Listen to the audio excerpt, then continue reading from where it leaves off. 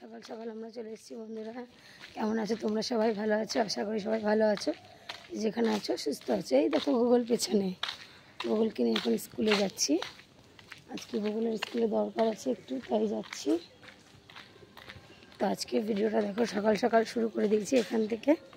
তো আজকে হচ্ছে তোমার কী বার? শনিবার। শনিবারের সকাল এখন 6টা বাজে।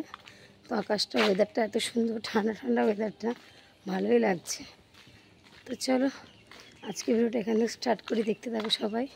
ওগুলো দেখো চোখে ঘুম ভাঙেনি, হেঁটে হেঁটে যাচ্ছে আজকে। কিচ্ছু পেলাম না, একটা টোটো ফোটো কিছু পেলাম না যে যাব, হেঁটেই যেতে হচ্ছে। চলো আবার স্কুলে গিয়ে দেখা হবে। আমরা প্যান্ডেলের ভেতর থেকে হাঁটছি, রাস্তায় প্যান্ডেল হয়ে গেছে পুজোর। এই দেখো প্যান্ডেলের লাইট জ্বলছে, ওইখানে পুজোর মণ্ডপ বেদি করা হয়েছে, তো সেখান দিয়ে আমরা হাঁটছি। এই দেখো পুজোর প্যান্ডেল, পাড়ার পুজো।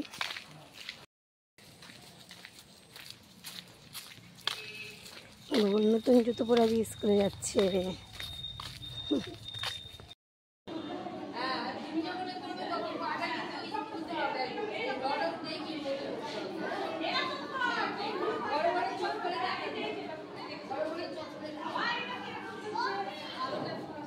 স্কুলে দেখো বাচ্চাদের সাজিয়েছে, কি সুন্দর প্রোগ্রাম করছে।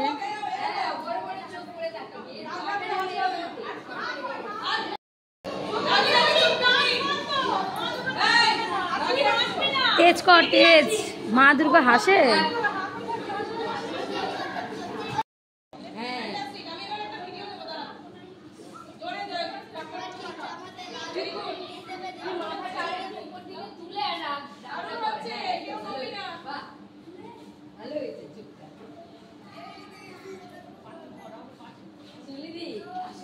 চোখটা ভালো খুলেছে।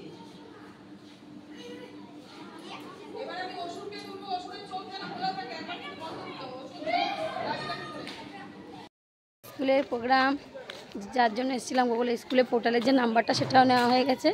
এই দেখো আমি আর গুগল এখন বাড়ি যাচ্ছি। নাম্বার স্যার লাগবে, ওটা জমা দেবে ওখানে। চল বাড়ি যাই, বাড়ি গিয়ে এবার সব কাজে লেগে পড়ি। চা খাবো, কিচ্ছু খেতে পাইনি, খালি মুখে বাড়িতে বেরিয়ে এসেছি। গুগলকে শুধু একটু ছাতু খাইয়ে নিয়ে এসেছি। চল বাড়ি গিয়ে চা খাওয়া থেকে আজকের ভিডিওটা স্টার্ট করবো।